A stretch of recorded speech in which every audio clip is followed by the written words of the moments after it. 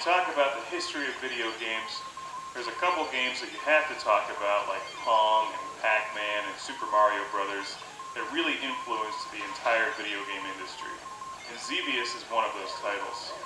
Xevious influenced the vertical shooting game genre more than any other game, and is, in my opinion, one of the best video games ever made. And incredibly challenging, frustrating, and enjoyable all at the same time. This game was released in 1982 and has fortunately seen a comeback on Xbox Live. And I think Xbox Live is tremendous, and the Xbox Live Arcade, bringing back the old school games from the 80s and platformers from the 90s. And I can't say enough good things about Xbox Live. Not only does it bring back these great old school games, but it brings them back in high definition. You can play them through your HDMI cable into an HD TV, and it's just tremendous. Xevious is presented in its original native aspect ratio as you would have played it in the arcade, which is like a television laid on its side. It probably looks very familiar to those of you who have played games like Raiden, and there's so many games in this genre now. As a general rule, I think they're more popular in Japan than they are over here in the States, and I think that's unfortunate, because I personally like this genre a great deal. It's challenging, it's fun.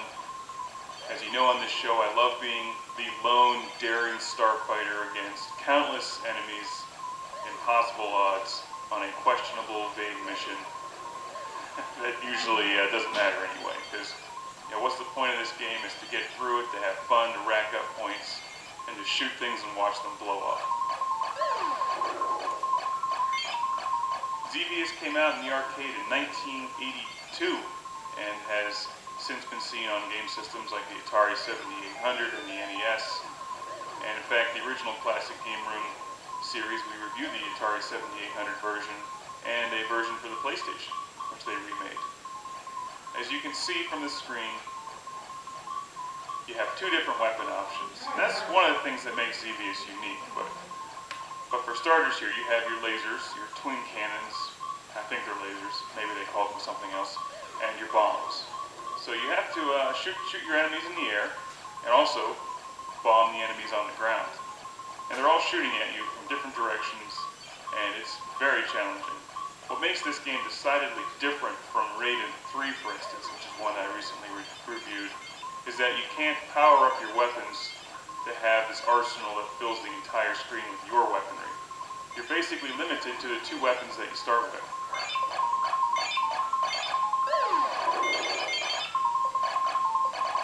So instead of getting that massive, huge shotgun burst of red bullets that most vertical games have, or a special weapon that you can blow up and then eliminate all enemy fire when it's about to kill you, you really have to rely on some serious skill in dodging the enemy fire. Now, I generally forget the story of Xevious. You can find it online, I'm sure. But you do encounter a couple bosses as you continue on in the game. And wave after wave of enemy, the variety of enemies changes on you. And my favorite part of this game, something I've loved since I was a kid and played this on my Atari 7800, is those spinning metal plates that come at you. And at the time, those were just amazing. That kind of graphics in a video game was just unbelievable. Xevious was way ahead of its time. And you can see why it influenced this genre so much. And just these simple things like the little tank boats in the water. You can't just bomb them. You have to actually lead them with your bomb and hope that they run into it. So it requires a lot of skill to hit all the enemies in this and rack up serious points. And with Xbox Live, of course, they give you the added incentive of going for gamer points, which are addictive and a lot of fun to collect for no apparent reason. But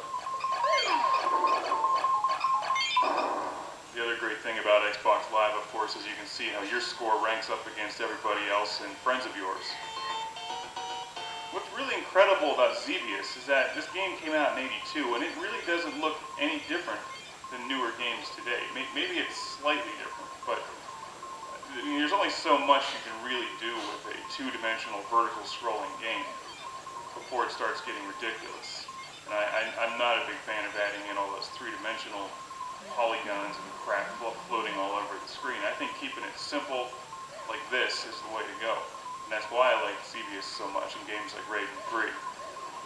Now, I'm generally not a huge fan of using the Xbox 360 controller on this game. It's definitely challenging.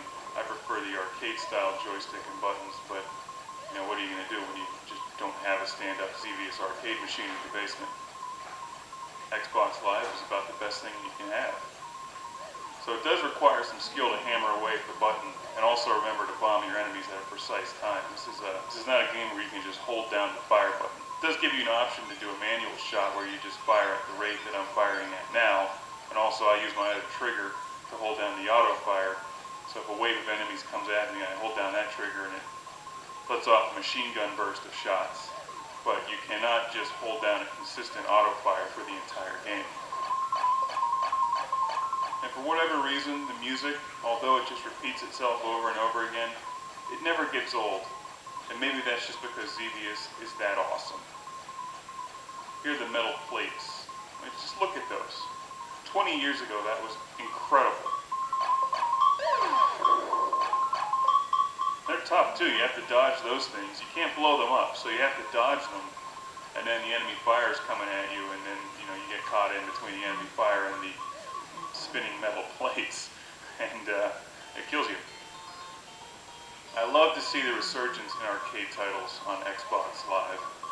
And they don't cost much on Xbox Live. A game like this is only about $5, and it really has infinite replay value. Even if you went out to find this for your Atari 7800 or NES, it would still cost you at least $5 or $6 when you add in the shipping cost. Because you probably end up finding it on eBay, for instance. But with the Xbox Live, you just download it, it's no problem. Now, I'm by no means the greatest Xevious player in the world. In fact, I'd like to get a lot better at this game because it really is one of my favorite games and always has been.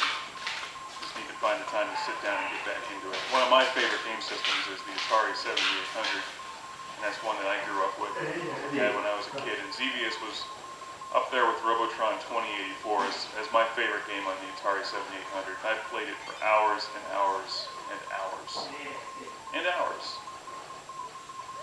And I'm glad to see that there's still a lot of interest in Xevious today. If you like this genre, you've never played Xevious before, you owe it to yourself to pick this game up on Xbox Live or the 7800 or the NES, and you've got to play Xevious. If you're really hardcore, you can go out and buy a real stand-up coin-op Xevious machine like they would have had it in the arcades in the 80s, and you can put that in your living room, in your house. And your wife can come home and be like, "Where's all the furniture?" And you're like, "Well, I put it outside because we got a Xevious machine." And she may start to get red and get mad at you. Why do you need furniture when you have a Xevious machine? The whole point is to stand there and play Xevious. I mean, it's only common sense.